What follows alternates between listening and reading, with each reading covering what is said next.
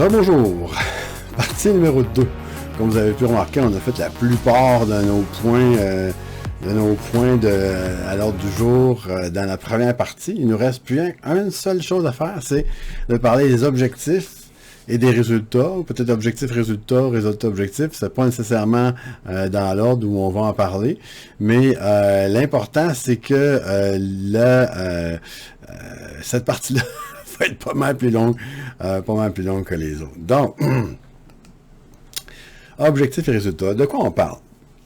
Premièrement, il faut se demander comment est-ce qu'on fait pour évaluer ça. Si on a des résultats puis des objectifs, ben on veut savoir bien sûr si les résultats font avec les objectifs. Donc, on a réussi à rencontrer nos objectifs, grosso modo, c'est ça.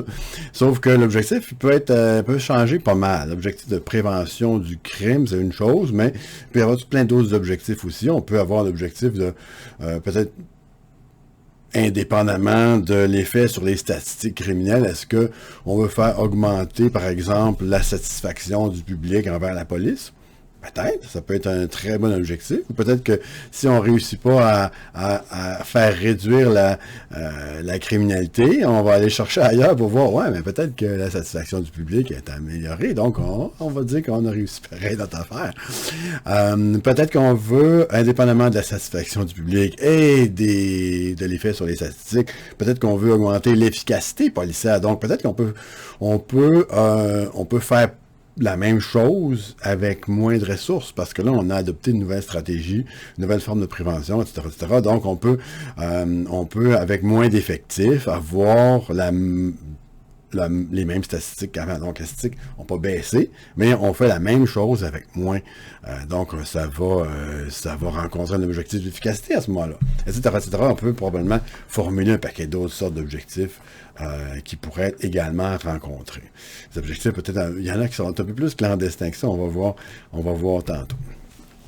Donc, le mieux, c'est de prendre un exemple là, pour cette section-là.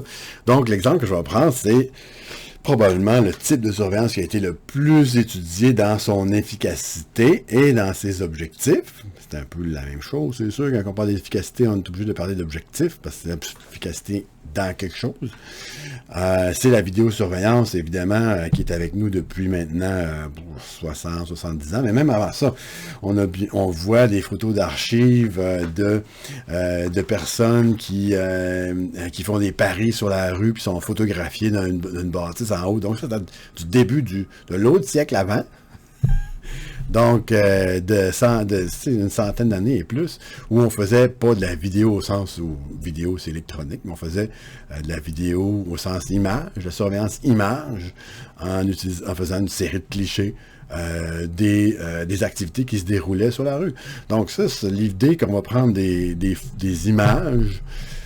Là, la forme des images change, bien sûr, là, mais l'idée qu'on va prendre des images pour prouver des choses, pour surveiller des endroits, des personnes, etc., ça date de l'invention de la photographie, probablement. Cela dit, peut-être qu'on aurait pu faire un dessin avant, mais ça a moins de force probative. Là, si tu dis, ouais, j'ai fait un croquis des deux gars qui se sont échangés un produit illicite quelconque ou qui ont pris des paris ou je sais pas quoi, pas loin de chez moi. Bon, le croquis, peut-être qu'en cours, le croquis va être moins éloquent qu'une belle photo argentique là, sur une belle plaque de vitre. Puis après ça, bien évidemment, le développement de la photographie, de la vidéo, etc. Sont ce qu'ils sont. Là, on est rendu complètement ailleurs, avec une facilité vraiment plus grande. Mais disons, juste pour mettre les pendules à l'heure, là, pour ceux qui pensent que la vidéosurveillance, ça date des caméras IP, là, ça date de pas mal avant ça. Donc, qu'est-ce qu'on fait avec ça?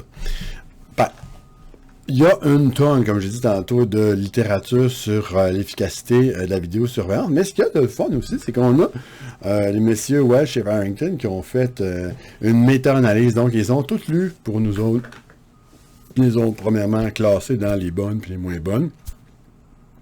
Les moins bonnes, c'est celles qui essaient d'évaluer l'efficacité de la vidéosurveillance, mais sans avoir de comparaison avant-après. Donc, oups, oublié de faire un test avant. Puis là, on essaie de trouver des indicateurs qui arrivaient avant. Ben, c'est sûr qu'il y a des choses. Si on a, par exemple, le nombre d'appels faits à la police avant, après, voilà, on peut le faire, ça. Mais d'habitude, quand on fait un avant-après, on s'assure d'avoir les bonnes variables de mesure, d'avoir une observation avant qui va être compatible avec ce qu'on veut vérifier, puis qui va être refaisable dans les mêmes conditions après. C'est la meilleure façon de juger l'efficacité d'un traitement. Mais malheureusement, dans la majeure partie des études de la vidéosurveillance, il n'y a pas ça. Où il y a plein d'autres problèmes, là, où il y a d'autres variables qui ont changé, mais qu'on n'a pas tenu compte, etc. Et donc, quand Walsh et Farrington lisent l'ensemble, leur dernière, ils ont fait 2 ou 3 fois leur méta-analyse. Ça change jamais, les résultats changent à peu près pas. Donc, tu peux arrêter de les faire, là. C'est peut-être le tiers à peu près, le tiers ou la moitié, au mieux, des études qui sont scientifiquement solides. Et donc, eux autres, ils repassent ça, puis ils repassent les chiffres pour voir est-ce que ces études-là révèlent globalement une efficacité. Parce qu'effectivement, il y en a que localement, ça a l'air efficace, puis dans d'autres endroits, non, ça marche pas. Bon, qu'est-ce qu'on peut tirer de ces comparaisons-là? Et donc, l'autre affaire, un des premiers problèmes, même si on prend juste les études scientifiques, là, en tout cas, assez scientifiques, on a des études qui portent sur des caméras qui sont disposées dans l'environnement urbain extérieur. On a d'autres qui sont dans des endroits, dans les logements. On a qui sont disposés dans des transports publics, que ce soit à l'intérieur du mode de transport ou à l'intérieur sur les quais, etc. Puis on a qui sont dans des stationnements, parce que les stationnements, c'est un des premiers endroits. Vu que c'est un endroit qui est quand même délimité, c'est plus facile de dire, ben là, on essaie de mettre des caméras, puis on va voir l'ensemble. Donc ça, c'est typique, les caméras dans les stationnements, il y en a beaucoup, donc il y a beaucoup d'études d'efficacité de ces choses-là. Ce qu'il faut se poser comme question, c'est est-ce que c'est vraiment comparable? Est-ce qu'on peut tirer des méta-conclusions en comparant toutes ces études-là? Bon, question méthodologique là, qui est plus ou moins intéressante pour nous aujourd'hui. Donc, dans la dernière étude de Walsh et Farrington, dont je ne me souviens plus de la date, malheureusement, facile à trouver, par contre, si ça vous intéresse. Il y a à peu près la moitié qui montre qu'il y a une diminution significative là, de la criminalité. Donc, c'est quand même bien. On s'attend à ça, c'est ce qu'on voulait. Puis là, ce qu'on se pose des questions, par exemple, c'est que, bon, il y en a 6 qui montrent un effet nul. C'est-à-dire qu'il y a un avant-après, il y a une comparaison. On a tenu compte des variables, des autres variables qui ont pu changer entre-temps, etc. Et finalement, on s'aperçoit que, en fait, l'effet est à peu près dans la fourchette d'erreur. Il n'y a pas eu bien d'effet dissuasif ou décourageant ou préventif, appelez ça comme vous voulez, de l'installation de ces caméras de surveillance-là. Puis dans l'ensemble, il y a une augmentation. Comme, wow, comment ça se fait qu'il y a une augmentation? Voilà, le problème de ça, c'est que comment on fait pour mesurer une augmentation? Donc, ça, c'est vraiment compliqué. Mais c'est compliqué pour la diminution également. Est-ce que par exemple, quand il y a une augmentation, est-ce qu'il y a d'autres phénomènes sociaux qui feraient que, en fin de compte, les gens font plus appel à la police? Parce qu'il y a des études qui disent, oui, mais parce qu'il y a des gens qui se sont posés des questions, à savoir, est-ce que si on pose des questions... Bon, OK, on recommence, on repart une coche plus loin. Une des choses qu'on sait déjà depuis bien longtemps, c'est que les 9/10, mais beaucoup plus que les 9/10 des interventions policières sur le terrain sont déclenchées par les appels des citoyens et non pas sont pas auto-déclenchées. C'est pas la patrouille qui prend les malfaiteurs la main dans le sac, OK? Ben, on parle pas du code de la route. Bien évidemment, le code de la route, c'est exactement le contraire. Il n'y a pas de citoyen qui dénonce quelqu'un qui commet une infraction au code de la route.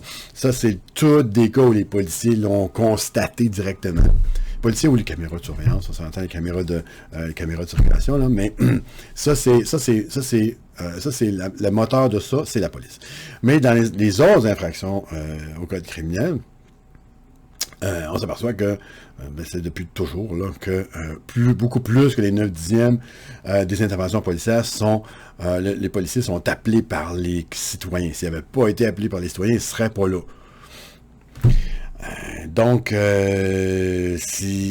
Bref, si les citoyens sont plus ou moins enclins à appeler la police, peut-être pour une question de confiance, pour une question de conception de rôle dans le contrôle social, s'ils disent, non, moi, je ne me mêle pas de ça. Moi, mon rôle, c'est pas ça. Moi, je suis pas un policier, je suis pas un adjoint policier, c'est pas ma job de citoyen de révéler les choses à la police. Ben là, c'est sûr qu'ils vont pas appeler la police. Donc, il y a du culturel, il y a du politique, et bien sûr, il y a la confiance en la police. Si tu n'as pas confiance ou tu penses que la police va se retourner contre toi quand tu les appelles, ben bref, tu les appelleras pas, c'est sûr. Et donc, toutes ces choses-là peuvent changer dans le temps, parce que la perception de la police, ça change.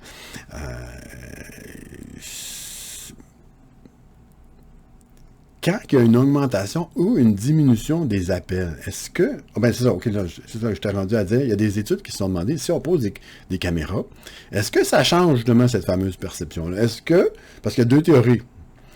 Ben, il y a deux hypothèses, deux possibilités. La première, c'est que quand les gens voient un foisonnement de caméras s'installer dans leur voisinage, ils se disent, ben là, j'ai besoin d'appeler la police, ils vont s'en occuper de tout ça, regarde les caméras, bon, ben, s'il y a un crime, ça va être plate, là, je vais aller me cacher chez nous, mais je vais juste attendre que la police va arriver automatiquement, puisqu'il y a une caméra déjà là, donc je me désengage de ce processus-là. L'autre hypothèse dit au contraire, ben non, quand les gens voient un paquet de caméras, ils disent, bon, la criminalité est prise au sérieux, enfin, dans mon quartier, ils font quelque chose, les policiers s'en occupent, les autorités locales s'en occupent, la mairie, je sais pas quoi. Et donc, là, on se sent comme imbu d'un goût de participer. Puis là, si on voit quelque chose, on va appeler la police. Et donc, bref, ça veut dire que l'installation de caméras pourrait avoir deux effets complètement opposés. Un premier, parce qu'il y a beaucoup moins de gens qui révèlent les choses à la police. Et un deuxième, où il y a beaucoup plus de gens qui révèlent les choses à la police. Bon, c'est sûr que si tu installes ça dans un endroit où le taux de criminalité est extrêmement bas, ce changement-là n'aura pas bien d'effet sur tes statistiques. Mais d'habitude, on installe les caméras, les endroits, le taux de criminalité est assez haut. Donc, une modulation non négligeable du nombre d'appels qui concernent la criminalité, parce qu'on s'entend, là, les gens appellent le 911 pour toutes sortes de raisons, là. Mais une augmentation non négligeable de ces appels-là peut venir du fait que les gens sont plus enclins à révéler et non pas qu'il y a plus de crimes. Donc, quand il y a une augmentation, il n'y a pas eu plus de crimes, il y a eu juste des caméras, puis plus de gens qui ont appelé la police.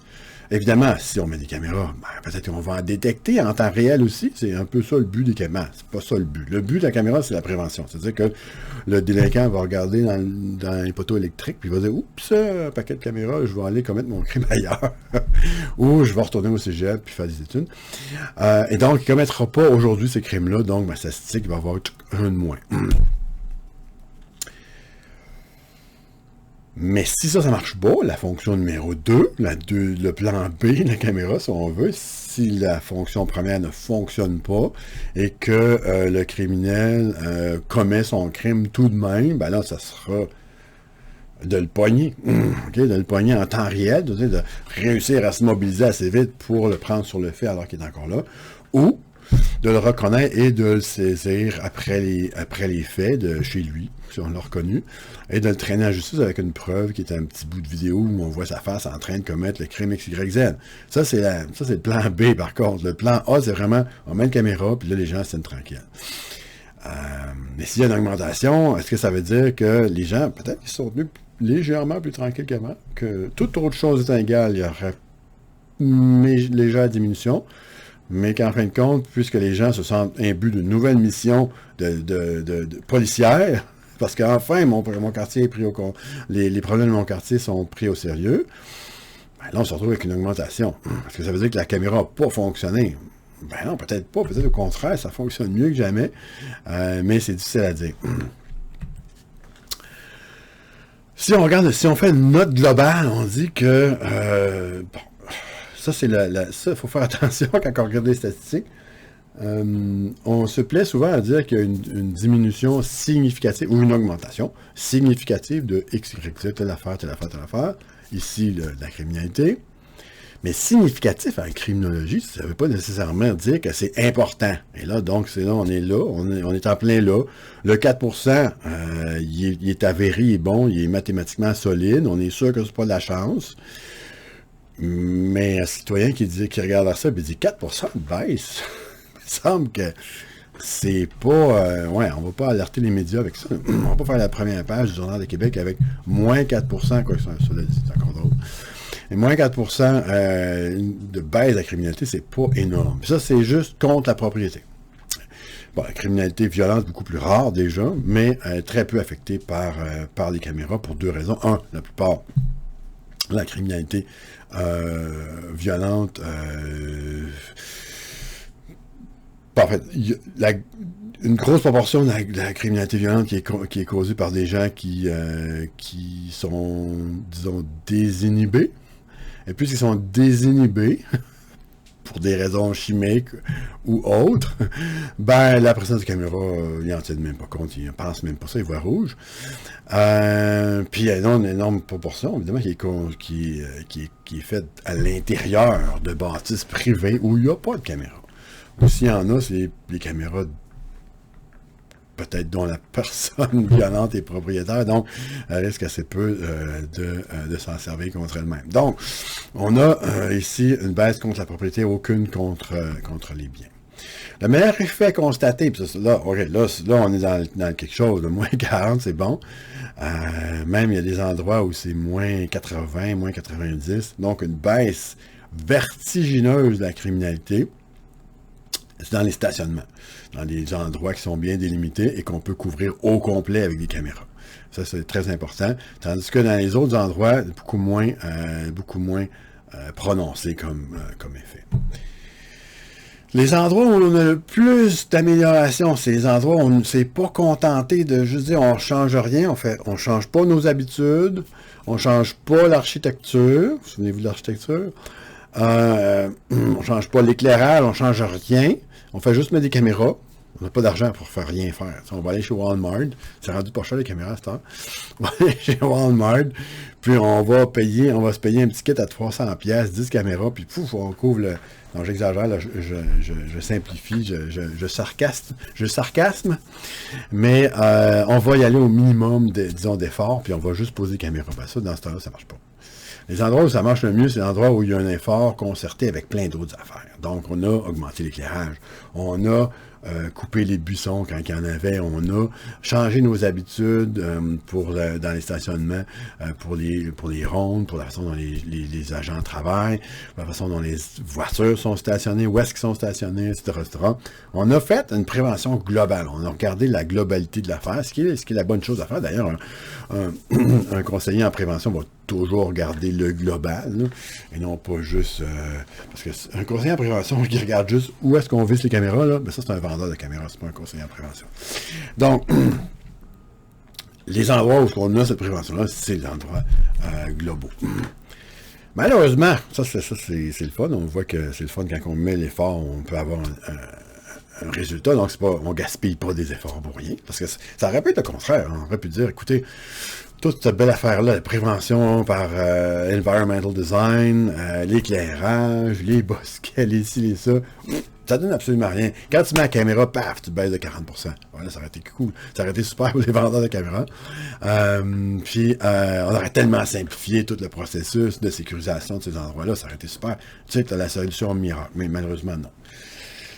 Deuxième chose super importante, c'est que les effets diminuent dans le temps. Mais là, Welch et Farrington ne sont pas si bien placés que ça pour dire ça. Parce qu'en fin de compte, il y a très peu d'études qui regardent longitudinalement dans le temps. En général, on fait une mesure avant-après. Là, après, ça peut être 6 mois, ça peut être 1 an plus tard, mais ça ne sera pas plus que ça. Puis une fois qu'on l'a fait une fois, on ne le fera pas l'autre année après, l'autre année après, l'autre année après. Donc, puis ceux qui le font, mais s'aperçoivent qu'il y a une diminution quand même de l'impact assez important dans le temps, souvent jusqu'à 0, parce qu'on revient à une époque pré-caméra en dedans de 3 à 4 ans. Donc c'est quand même ça, c'est un peu décevant, mais c'est peut-être parce que justement les efforts globaux de prévention, ça commence à s'essouffler. C'est peut-être aussi que les caméras sont de plus en plus sales, puis on ne voit plus rien. C'est peut-être parce que on s'est assis sur nos lauriers parce qu'on avait effectivement réussi un bon coup au début, fait qu'on s'est dit, ben là, plus besoin de regarder ça trop, puis là, on s'aperçoit que, oups, finalement, on l'a perdu, on a lâché, on a échappé à la balle, puis là, ça fonctionne plus. Donc ça, le nombre de raisons c'était à explorer. Ça, Ça, c'est parfait. J'adore ça. C'est de la criminologie. On peut mesurer toutes ces choses-là. On peut faire des projets de mémoire puis de thèse là-dessus. Parce que finalement, on le sait pas. C'est ça, c'est le fun. Quand on sait tout, il n'y a plus grand-chose à faire pour les scientifiques. Mais là, c'est loin d'être le cas. La condition principale du succès des caméras, c'est que c'est difficile de s'en aller. Et c'est ce qui explique la différence entre les stationnements et les autres endroits. C'est que les stationnements, il faut faire attention à deux sortes de stationnements et les résultats sont complètement disproportionnés en fonction de ce que je suis en train de vous dire là. C'est-à-dire que les stationnements, mettons, stationnement typique là, d'une petite ville, c'est un terrain avec une mini clôture autour. Ou même pas de clôture, juste un terrain. Là, tu me laisses ton auto là, puis tu t'en vas, puis tu reviens rechercher après. Et ça veut dire qu'un attaquant peut briser la vitre d'une auto, voler le contenu, puis 5 secondes plus tard, il est sur la voie publique, puis 10 secondes plus tard, il est 3 rues plus loin. Il devient anonyme, puis il est disparu complètement. Il peut prendre la fuite, il peut prendre n'importe quel bord. Il y a toujours un endroit où s'en aller. C'est super facile de prendre la fuite. Par comparaison, par contraste, le stationnement étagé, où il y a une entrée et une sortie, il y a la rampe pour les autos, il y a peut-être 2 rampes pour les autos, une pour rentrer, pour sortir, puis là, il y a des escaliers et ou ascenseurs. À moins que ce soit l'hiver, puis tu te pitches par le premier étage dans le banc de neige en bas, là, ça va être... On le sait où est-ce que tu vas sortir. Donc, il y a comme un entonnoir de sortie. Et ce qu'on pense, parce qu'on ne sait pas vraiment, mais ce qu'on pense, c'est que quand il y a un entonnoir de sortie, c'est beaucoup plus stressant d'être vu, parce qu'on se dit, même si là, il n'y a pas d'agent de sécurité qui est arrivé encore, peut-être qu'il me fait juste m'attendre à la porte. Il n'y a pas besoin de venir. Il n'y a pas besoin de me courir après. Il va me voir partout, descendre par l'entonnoir, là, puis il va m'attendre en bas. Et donc, c'est ces endroits-là qui bénéficient le plus d'une surveillance accrue par visibilité. Et dernière chose, avant dernière chose, visibilité générale. Donc, ça va la main dans la main. Hein. Ça veut dire, c'est comme... Mais par contre, si vous regardez dans les surveillance fails, là, vous allez voir que visiblement, c'est pas tout le monde qui comprend ça. Mais une caméra, c'est une surveillance visuelle. Et donc, il faut que les choses soient visibles. S'il y a un arbre devant la caméra, ça marche pas. Qui aurait pu penser? Qui aurait pu penser ça? S'il y a un mur, puis la caméra, elle ne voit pas de l'autre bord du mur, bon, plus que de points, ça c'est pas juste des endroits, c'est pas juste des points morts qui sont dus au fait que la caméra a un certain angle de vision, va être placée à un certain endroit, mais s'il y a un paquet d'arbres partout, ça fait un beau stationnement, les arbres, il y a de l'ombre et tout, sauf que ça fait autant de points morts où la caméra ne peut pas voir. C'est pas à cause des propriétés de la caméra, c'est pas un défaut technique, c'est vraiment un défaut de planification de l'environnement. Bon, c'est sûr qu'en environnement, ce qu'on voit tout, ça peut être pas mal plus plate, pas mal plus laid, mais grosso modo, c'est quand même ça la réalité. Et dernière chose super importante, il faut que, et ça c'est une des causes de diminution de l'efficacité dans le temps, la caméra, elle n'arrête personne, elle ne descend pas du mur pour arrêter quelqu'un. Donc, il faut qu'une réponse soit déclenchée par la détection. Si la caméra détecte et elle enregistre, c'est quand même mieux que rien. Ça veut dire qu'on peut peut-être fouiller dans l'enregistrement pour voir est-ce qu'on peut reconnaître la personne. Si on attrape la personne, est-ce qu'on peut prouver que c'est elle, etc. C'est pas toujours le cas. La caméra peut être sale, la résolution peut être trop faible, la personne peut être trop loin. Puis il y avoir un oiseau qui a fait caca dans la lentille. Bon, les variables sont infinies. Mais c'est mieux que rien, peut-être, d'avoir un enregistrement. Mais le côté dissuasif disparaît assez rapidement quand on a un enregistrement par rapport à une intervention immédiate. Et ça, les délinquants testent ça. Ils vont tester ça. Ils vont tester l'intervention. Si tu voles, puis il n'y a jamais d'intervention, mais tu reviens. Les taux, à ce moment-là, les taux d'infraction vont remonter. Ils vont revenir à l'endroit où ils étaient avant. Après quelques semaines de tests, on s'aperçoit assez vite que les caméras surveillent, mais l'image des caméras n'est pas surveillée par un humain. Donc, il n'y aura pas de déclenchement. Oui, peut-être qu'il n'y en a même pas des humains. Il y a une caméra, mais on s'est dit, on va mettre une caméra au lieu d'un gardien de sécurité. Donc, forcément, par définition, il n'y aura jamais de réponse. Il faut juste enregistrer, puis on espère que ça va être dissuasif, que les méchants, ils ne voudront pas se faire enregistrer. Mais souvent, ils ne pensent même pas à ça. Les méchants, ils ne pensent même pas à ça. Ils ne voient même pas la caméra, souvent. Ce qu'ils vont voir, c'est l'agent de sécurité qui leur court après. Et donc, là, ils vont s'apercevoir, wow, c'est bien surveillé ici.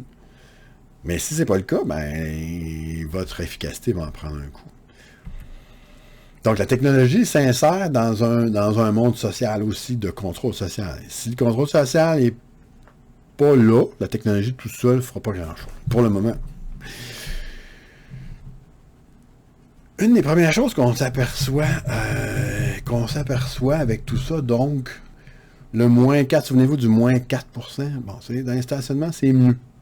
Mais pour le reste, moins 4% sur la propriété, moins 0 sur les crimes contre la personne, c'est les crimes qui nous font plus paniquer, bien sûr, les crimes contre la personne, les crimes contre la propriété, beaucoup moins.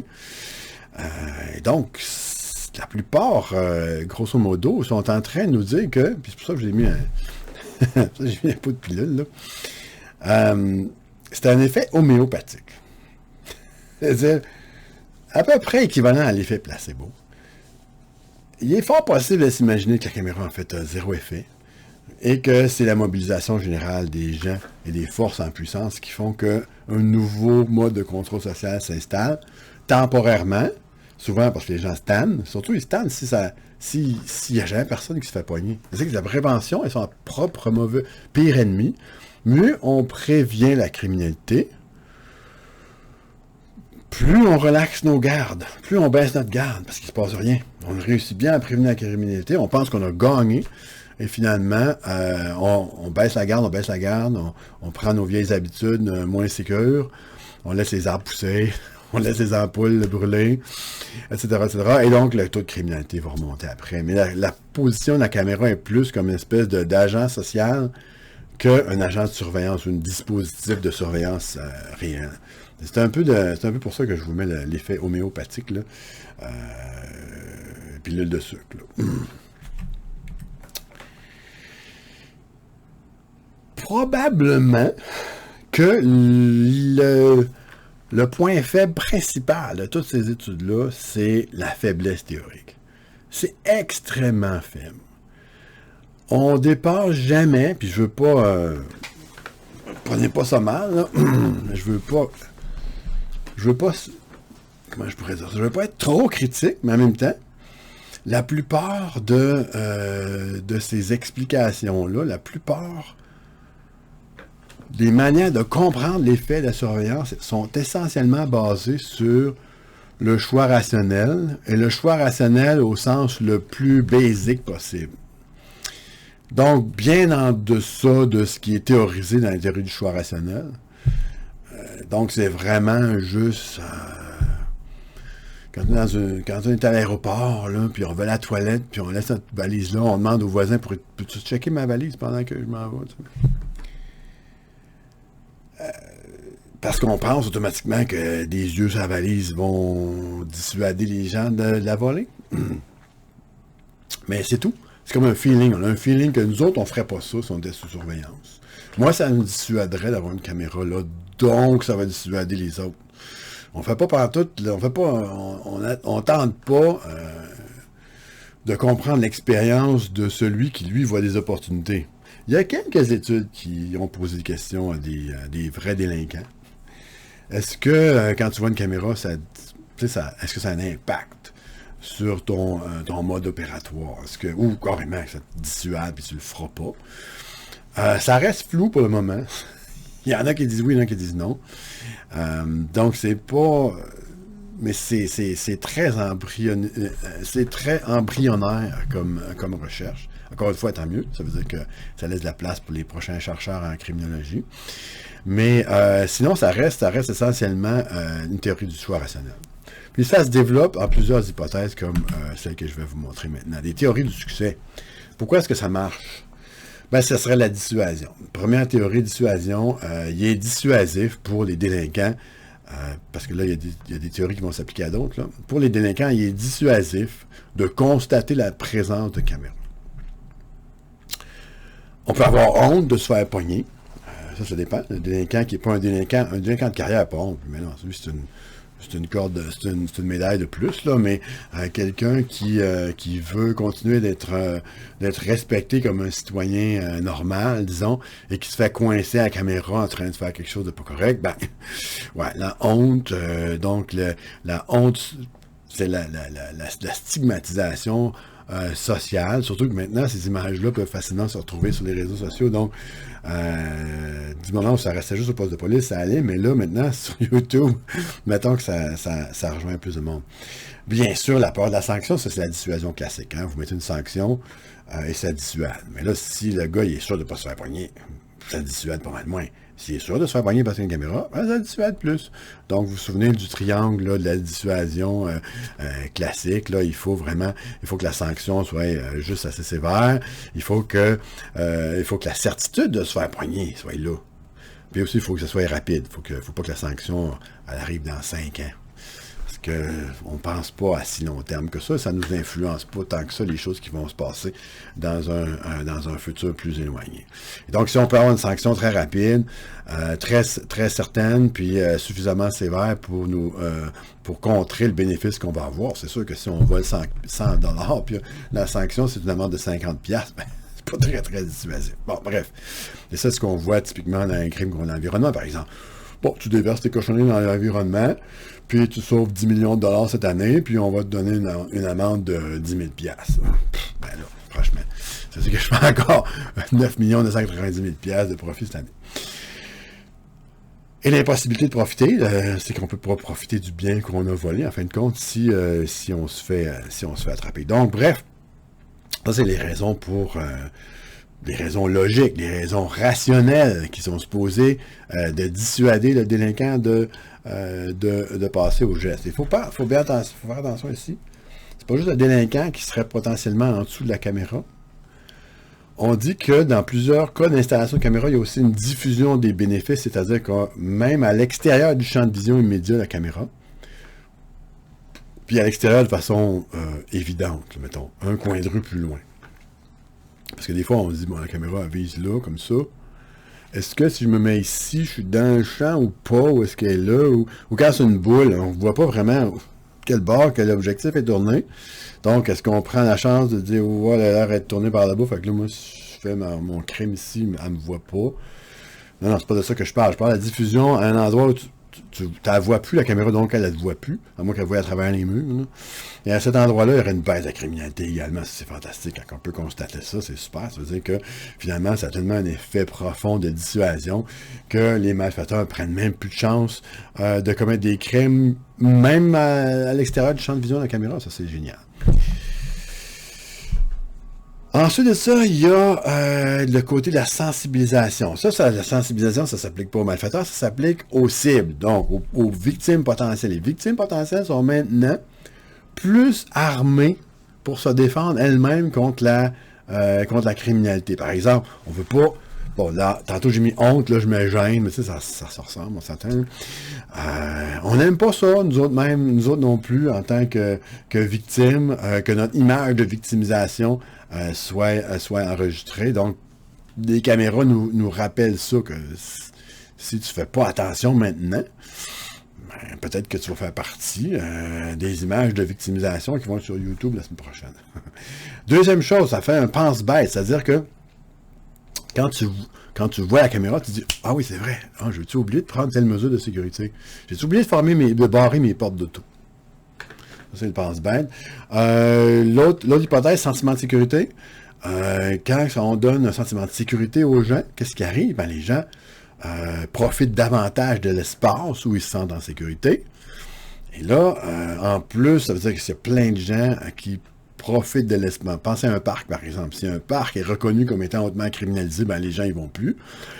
Il y a des jeunes qui écœurent le monde. Ils vont pas nécessairement vous agresser, mais ils vont écœurer le peuple. Bon. Donc, on ne peut pas y aller.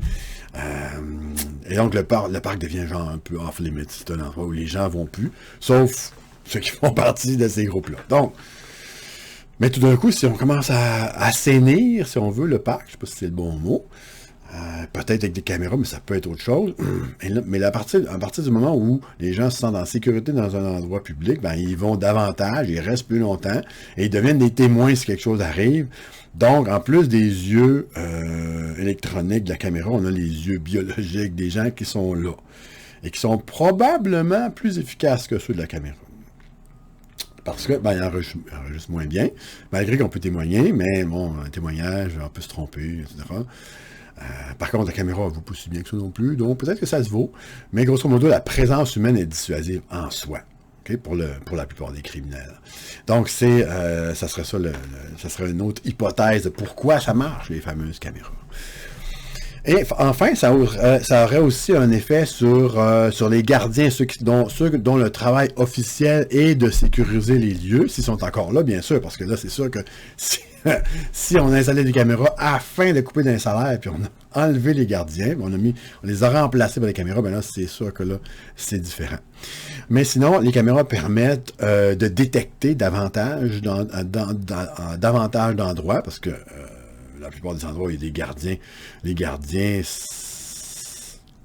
bon, ils voient 1/2 de 1% des espaces disponibles. Donc, il reste 99,5% des espaces qui sont pas sous surveillance directe des gardiens. Et donc, si on ajoute des caméras, ben, ça ajoute forcément des capacités d'alarme et d'interdiction pour la force des gardiens.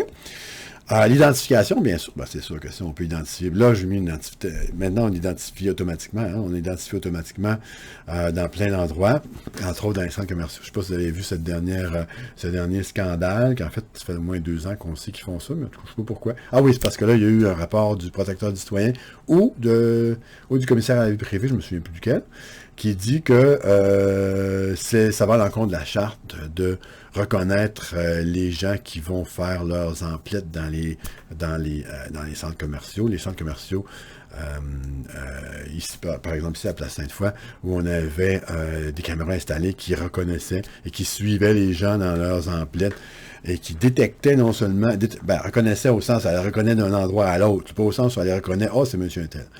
On n'a pas de banque de données de qui est qui, donc on peut pas identifier, mais on sait que la personne X était à la porte de 5 minutes, puis là, elle est rendue à tel endroit, pour ça, elle va à tel endroit, pour ça, elle va à tel endroit, donc on peut retracer son cheminement dans le magasin, dans le centre commercial, et on peut voir aussi, on peut analyser son expression faciale pour voir si la personne a l'air fâchée parce qu'elle trouve pas ce qu'elle cherche, ou a l'air heureuse, détendue, ou stressée, ou etc., etc. Et on va réaménager l'espace en fonction de ces constatations-là. Mais l'identification, ça, c'est carrément l'identification dans des bases de données. On a de plus en plus de logiciels de reconnaissance faciale qui sont adoptés par les forces policières au Canada. Je suis en train de faire une recherche là-dessus, d'ailleurs. Et donc, on a, pour le moment, ce qu'on veut, c'est de reconnaître de prendre des bouts de vidéos comme ça, ou des photos, et d'essayer de voir si on peut reconnaître cette personne-là dans une banque de photos policières. Mais très facile de voir comment on pourrait soudainement multiplier l'efficacité de cette recherche-là par 1000 en disant, on va chercher dans la banque de photos de l'assurance maladie. Si vous avez une carte d'assurance maladie et ou un permis de conduire, vous avez remarqué que c'est la même photo, vous êtes dans une banque de photos de l'assurance qui est gérée, qui est co-gérée par Assurance maladie et l'assurance automobile. Et donc, cette banque de données-là, couvre, sauf les tout petits enfants qui n'ont pas leur photo sur leur carte, là, elle couvre certainement tous les adultes du Québec, sauf exception, tout le monde a sa carte d'assurance maladie avec sa photo dessus. Donc, vous pourriez facilement aller à la pêche dans tous les citoyens. Là, le monsieur qui est en train de monter, le monsieur là, qui est en train de monter l'escalateur, puis le monsieur en avant, pourquoi lui, il n'a pas de petit carré vert, je ne sais pas. Parce que peut-être le nœud papillon, ça l'immunise contre le carré vert.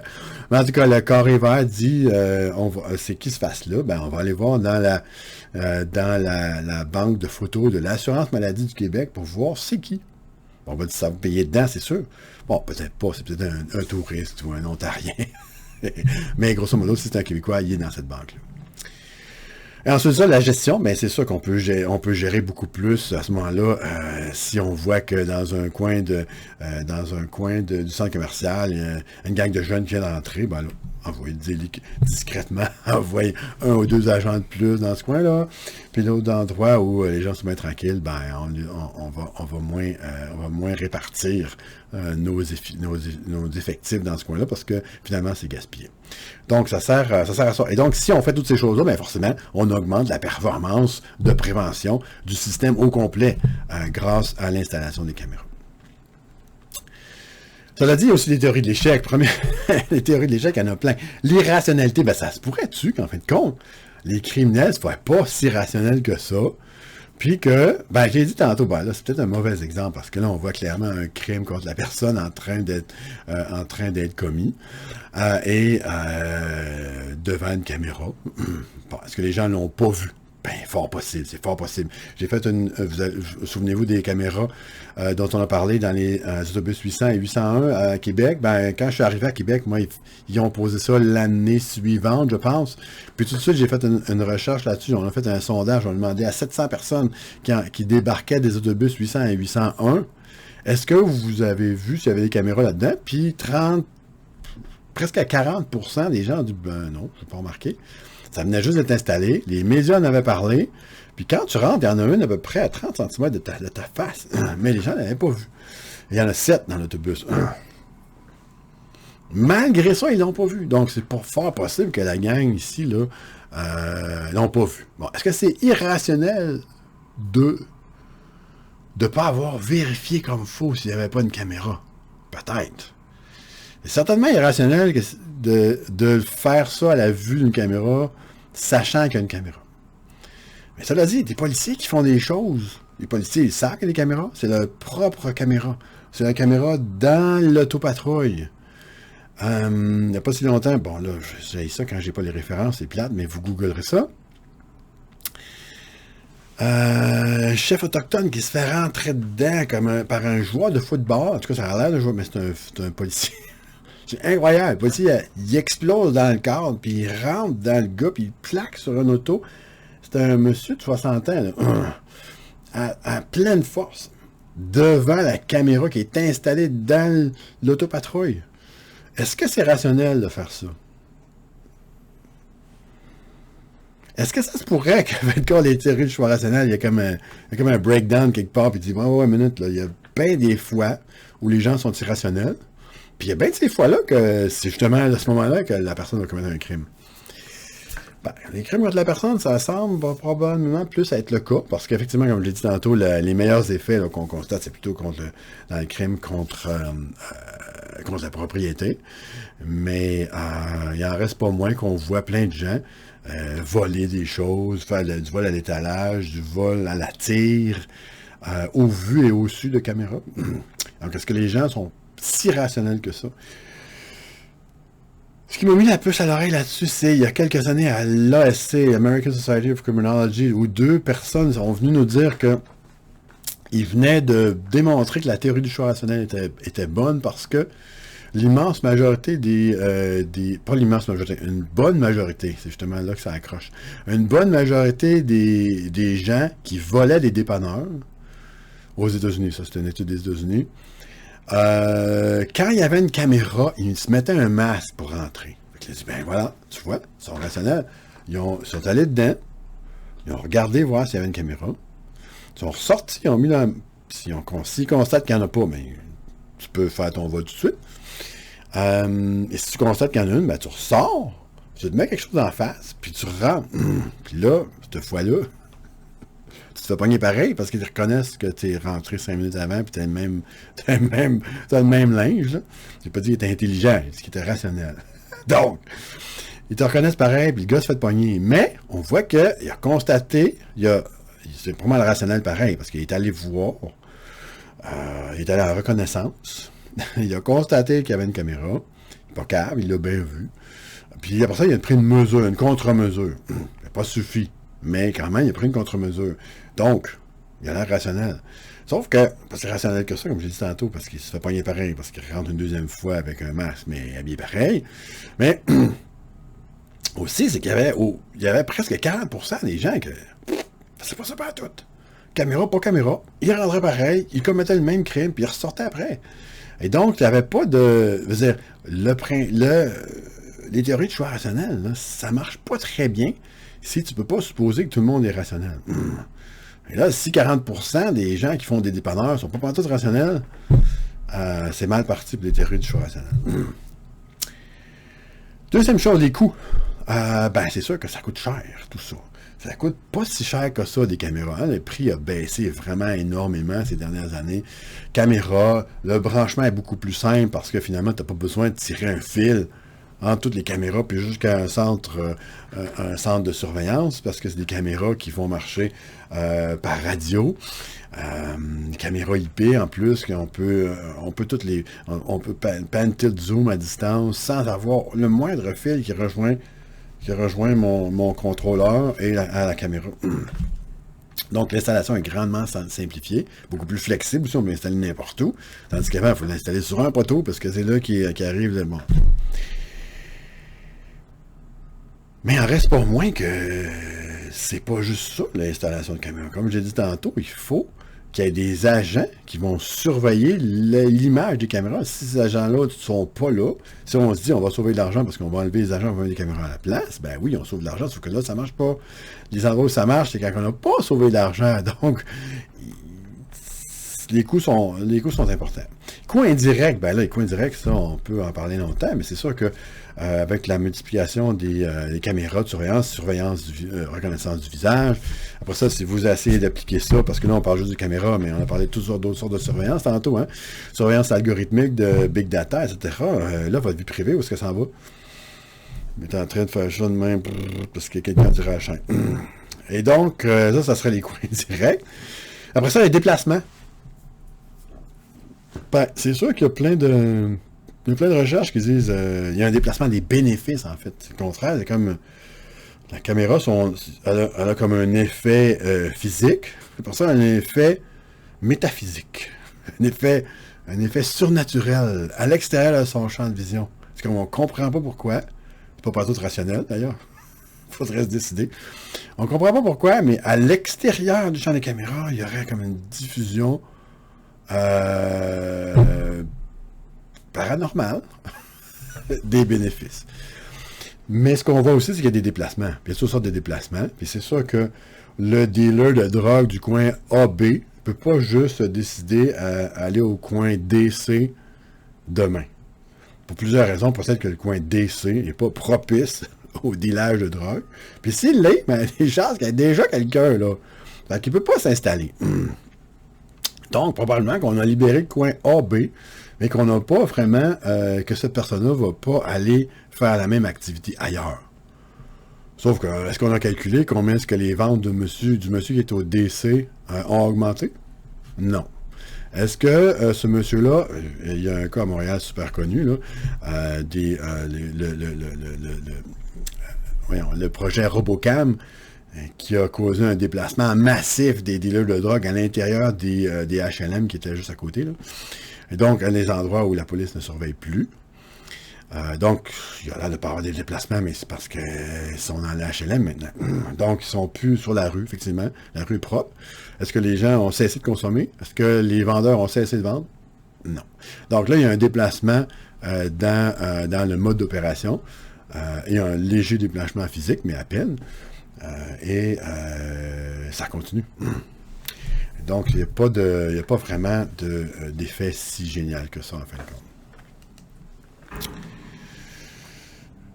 Puis ensuite, la dernière théorie des conséquences non voulues, il faut faire attention, parce que effectivement, quand on met quand on donne le pouvoir à des agents privés ou étatiques ou communautaires et autres, etc., on leur donne des nouveaux outils.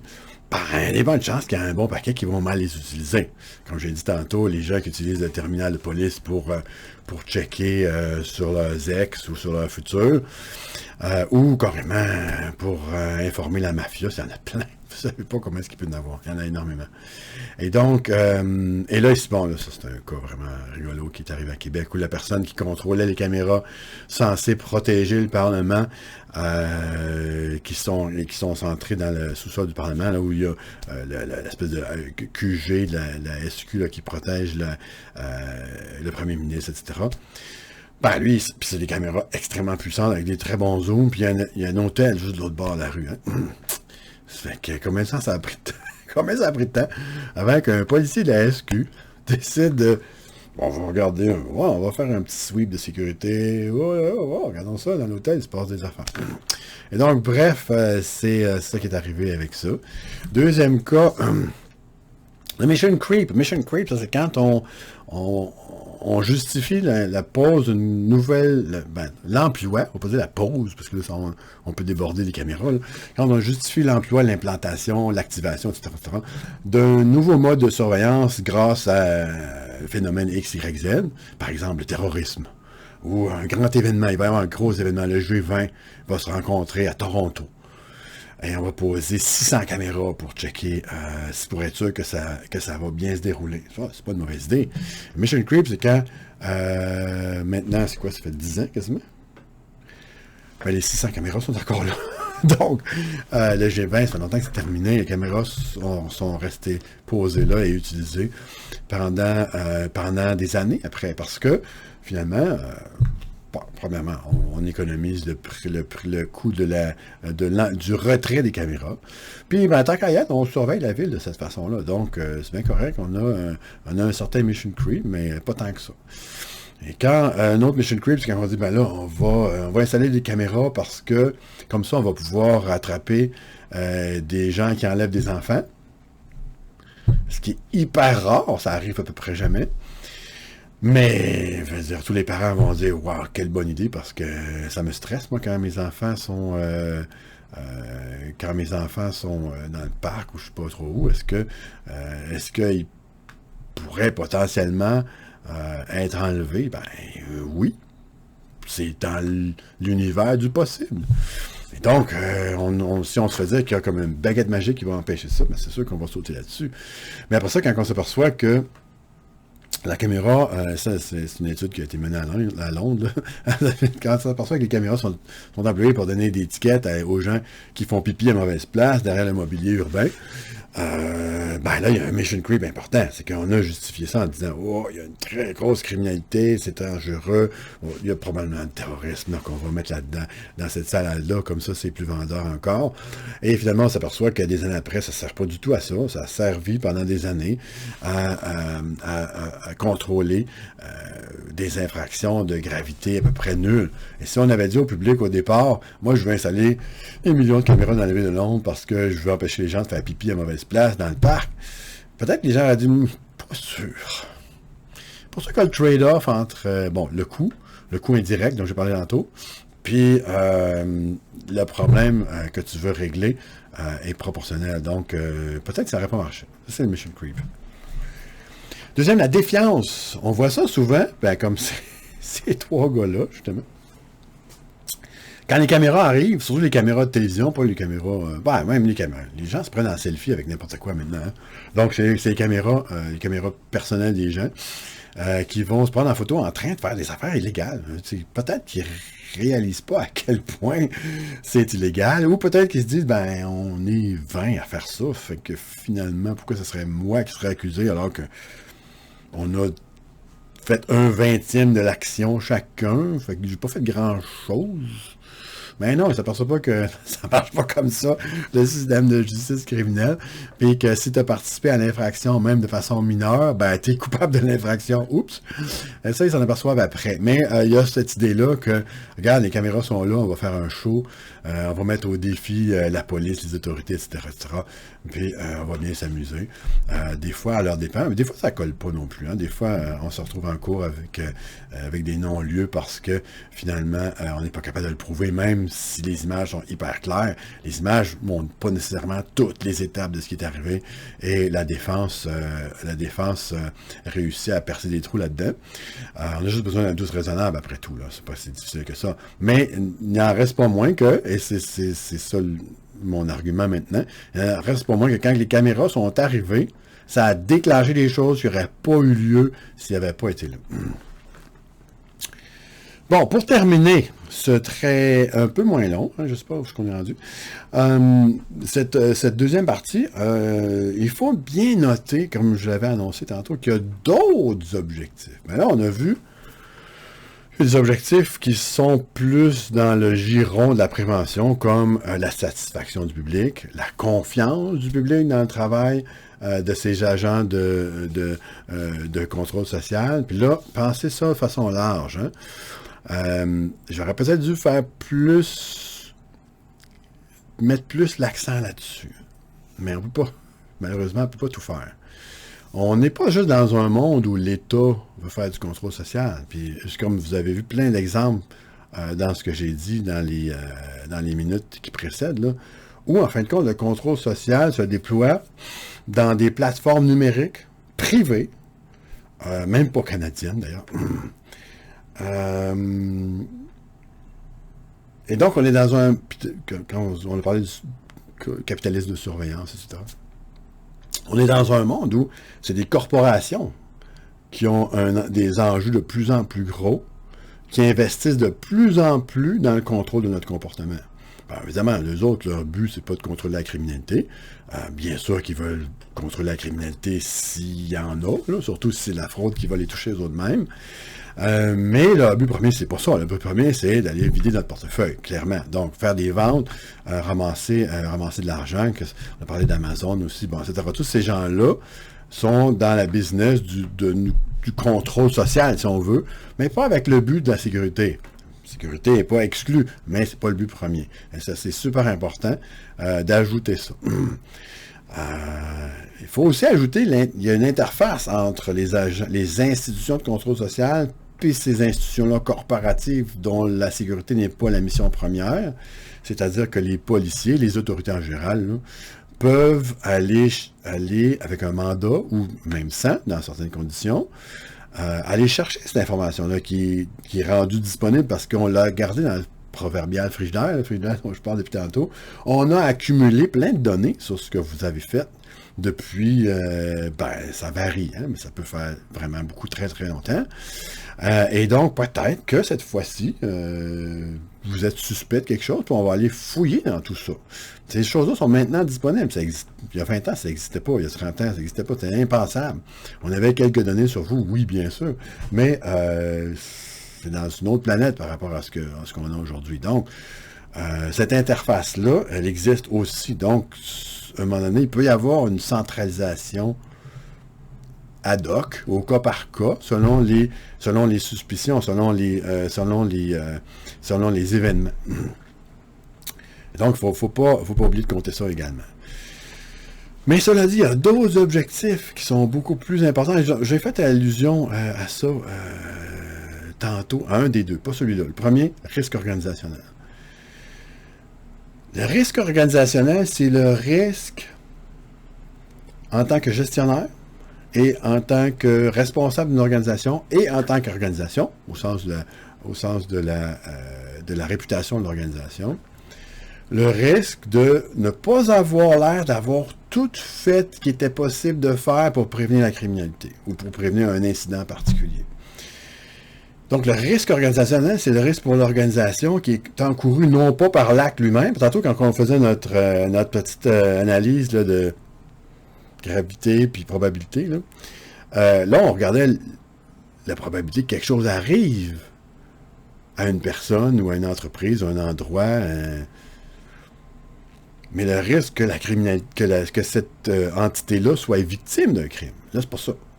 Le risque organisationnel, c'est pas ça. Le risque organisationnel, c'est le risque dans le capital politique. C'est-à-dire que si quelque chose arrive, puis ça détruit beaucoup de choses, surtout si c'est quelque chose de public en plus, ça c'est clairement le cas, ou si des gens qui sont victimes, ça peut être dans le privé, ça, des victimes, les gens qui travaillent là, sont pas la propriété de l'organisation, right?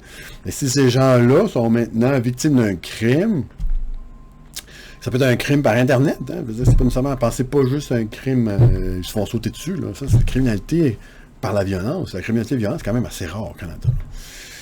Mais si les gens sont victimes d'un crime, ils vont se retourner et ils vont dire comment ça se fait que l'organisation n'a pas fait ce qu'il fallait pour nous protéger. Donc, l'organisation peut être victimisée par cette criminalité-là, mais elle peut encourir des très mauvaises, des fâcheuses conséquences parce qu'elle ne donne pas l'impression toujours, d'avoir fait le maximum pour protéger ses actifs, ses personnes, la population, bon, etc. Ça dépend de qui on parle, juste là. Et donc, c'est ça le risque. Il faut vraiment, si quelque chose arrive, que ce soit un vol massif de données dans une institution financière, par exemple, qu'on nommera pas, est-ce qu'on peut mettre sur la table des documents qui disent « Oui, mais on est vraiment des victimes. On a vraiment fait tout ce qu'on pouvait pour protéger vos données, sauf que c'était pas assez. Les hackers sont juste trop forts. » Ben là, à date, pas du tout.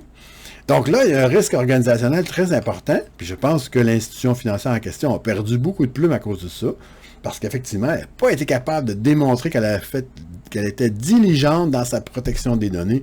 Au contraire, on s'aperçoit que c'était du grossier n'importe quoi. Et donc, ça va mal. Donc, deuxième victimisation, première victimisation, perte réelle des données. Et cela dit, c'est plus une victimisation potentielle des clients qu'une victimisation de l'institution elle-même. Mais la conséquence dommageable, le dommage pour l'institution, c'est d'avoir pas fait ce qui était possible.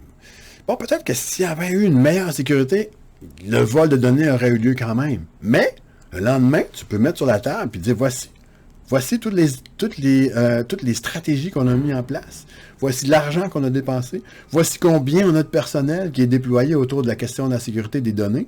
Voici. Et là, maintenant, tu es dédouané. Tu dis, en fin de compte, c'est pas de ma faute. Je me suis bien protégé, j'ai bien protégé vos choses, mais les criminels sont juste trop forts. Ça se peut, ça. Ça passerait beaucoup mieux comme message. Mais là, la réalité, c'est pas ça. La réalité, c'est que là, le risque organisationnel n'a pas été déjoué du tout et que l'institution financière en question a perdu beaucoup de clients, a perdu beaucoup, je pense, de son capital politique, de sa réputation. Bon, est-ce qu'on va s'en remettre? C'est pas mal sûr que oui, là. De toute façon, le client, la personne qui se dit, mais moi, là, je vais fermer mon compte chez Desjardins, puis je vais ouvrir un compte dans une banque où il n'y a jamais eu de perte de données. Ben, bonne chance. Il n'y en a pas. Fait que... ça fait que c'est mal parti. Mais effectivement, Desjardins, en tout cas, Desjardins a eu quand même un dommage important à cause de ça. Combien de temps ça va durer? C'est quoi la sévérité? On ne sait pas. Et troisième effet, ben écoute, j'en ai oublié un, je vais vous le dire tout de suite. Organisationnel, c'est bien cute, ça. Mais avant la discipline, imaginez qu'il y a un autre slide. Il y a des buts de gestion. La gestion, c'est super important. Et la surveillance, comme j'ai dit tantôt, je reviens là-dessus. Vous vous souvenez la slide où il y avait, la diapo où il y avait quelqu'un qui était en train de désespérer devant son ordinateur. Une madame en train de désespérer devant son ordinateur. Puis une policière en train de rentrer quoi dans son terminal mobile. Ben, dans ces deux cas-là, les personnes sont en train de faire un type de surveillance du territoire ou des personnes, ou bon, peu importe. Mais comme j'ai dit tantôt, un des buts de l'adoption de ces technologies-là en particulier, et non pas d'autres, c'est de pouvoir surveiller la prestation de travail, de surveiller la façon dont ça fonctionne, puis peut-être de dire un jour, si ça marche pas, si on l'échappe, s'il y a quelque chose de grave qui se passe pareil, ben d'essayer de voir c'est qui est responsable, ou qui a vraiment échappé la balle, qui on peut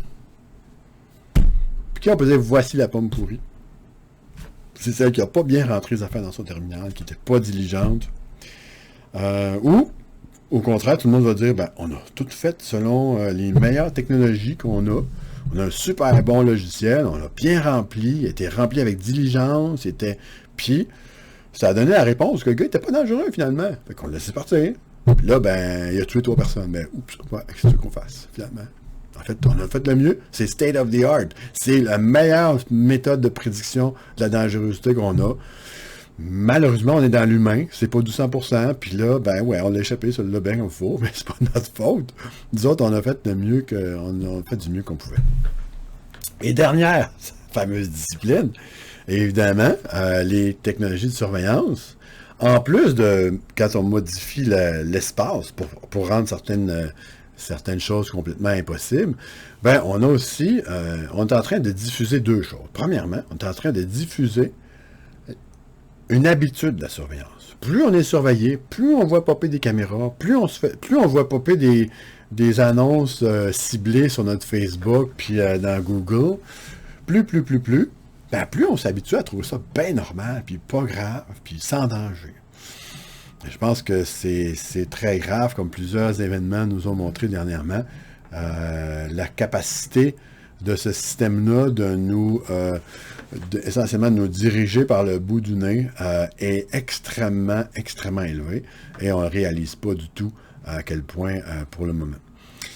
Ça, c'est la première chose. Deuxième chose, c'est que ça diffuse également un désir de se conformer, même quand on n'est plus sous surveillance. Mais la surveillance a tellement disparu, est-ce qu'on la voit plus? La surveillance, maintenant, on va la voir de moins en moins. Vous allez avoir votre sonnette à la porte, qui a une caméra dedans. Vous allez avoir votre thermostat, qui a une caméra dedans. Puis s'il n'y a pas de caméra dedans, mais il détecte quand vous êtes là, quand vous n'êtes pas là, ou quand quelqu'un d'autre est là, peut-être. Donc, vous avez un système d'alarme, c'est le thermostat qui est le système d'alarme. Vos ampoules électriques détectent où est-ce que vous êtes, peut-être qu'est-ce que vous êtes en train de faire, on peut déterminer si c'est très très bas, si vous avez baissé l'éclairage très très bas dans la salle à manger, vous êtes en train de faire un petit dîner en amoureux, si l'éclairage est très très haut partout, vous êtes en train de faire le ménage, on peut faire plein de déductions avec ça, mais il n'y a pas besoin de dispositifs de surveillance. Okay, la surveillance est en train de disparaître, à mesure qu'elle disparaît, on va être obligé de tenir compte de ça dans notre comportement. On est obligé de faire comme s'il était toujours là. Oups, est-ce que je devrais aller sur ce site-là? Peut-être que ça va être enregistré quelque part si je vais sur ce site-là. Peut-être que ça va être mal interprété. Bon, il y a des sites que c'est bien correct que vous n'y allez pas. Mais c'est pas de ça que je parle. C'est que là, à un moment donné, ça donne ce qu'on appelle un chilling effect. Ça veut dire que non seulement les affaires carrément illégales sont moins fréquentées, ou sont fréquentées juste par les purs et durs, mais les affaires qui sont peut-être un peu louches, mais pas du tout illégales, ben là, on va faire attention, on n'y va plus. On veut plus voir ça, on veut plus voir des choses, on veut plus voir des sites dissidents, on veut plus aller visiter le site, on veut plus lire le livre du monsieur là, qui s'est fait accuser d'avoir fait un roman pédophile, là, parce qu'il y avait une scène de viol d'un enfant dans son... En tout cas, vous vous souvenez de cette affaire-là. Et donc, ça peut avoir cet effet-là de décourager les activités parfaitement légales aussi. Parce qu'on trouve, ouais, peut-être que ça ressemble à ça, dans le fond. Oh, j'ai-tu le droit d'aller faire ça? J'ai-tu le droit d'aller voir ça? Puis là, on se sent comme si on était sous surveillance et on prend la décision comme si on l'était. Donc ça, c'est la diffusion de la discipline. Bon, là-dessus, je pense que on peut se laisser là-dessus. Plein d'affaires, plein d'éléments, mais je pense que ce dont il faut se souvenir, c'est surtout, est-ce que grosso modo, est-ce que j'ai une vision claire de la surveillance? Non. Bref, je pense qu'on peut tout éliminer les choses qu'on a vues, là. On voit que le niveau de complexité est beaucoup plus élevé que ce à quoi on s'attend souvent. On pense que c'est facile, on pense que la sécurité c'est simple, on pense que la prévention c'est simple, on pense que mesurer les affaires qui vont être plus ou moins préventives, ça va être facile, on va faire avant-après, biding, puis on va avoir des beaux résultats bien clairs, puis finalement, non, pas tant que ça. Ça reste très très flou, ça reste très très humain, donc on est dans un espèce de réseau de réseau acteurs. Puis dans les acteurs, il y a des bidules électroniques qui ont un effet sur la manière dont on perçoit les choses. Puis après ça, on les change. Donc nous autres, on change l'objet nous change. Ça crée un monde de surveillance puis de prévention. Peut-être pas. Ça commence à être pas mal plus compliqué à penser qu'on pensait. Et la seule manière qu'on va s'en tirer, c'est de faire du cas par cas, puis d'essayer de voir, ben là, ici, qu'est-ce qui arrive, bon, etc., puis d'essayer de comprendre. Mais d'avoir un jugement global pour dire, quand on a une technologie qui est dite de surveillance ou une technologie de sécurité?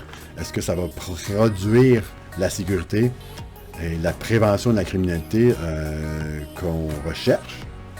La question est bien plus compliquée que ce qui n'y paraît souvent. Donc là-dessus, je pense qu'on va se laisser. Ça fait déjà un bon bout de temps que je vous tiens. Vous avez du temps pour réfléchir à tout ça. Vous avez aussi, je pense, peut-être des questions d'examen qui vont porter là-dessus.